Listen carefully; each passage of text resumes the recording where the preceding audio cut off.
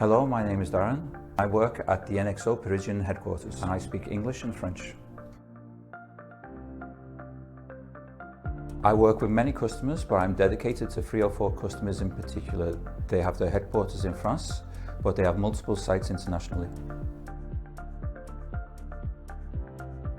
The single point of contact for declaring an incident or for the opening of a change request.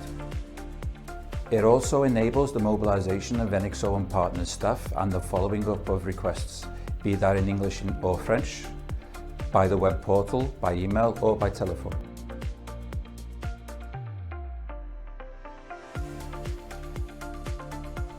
The customers that use our service are looking to save both energy and time in order to mobilize all the parties involved in the service delivery chain.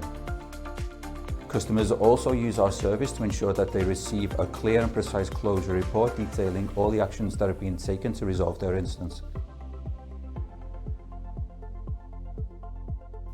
I am responsible for the life cycle of the ticket, starting with its qualification and so ensuring that the most important tickets are dealt with immediately.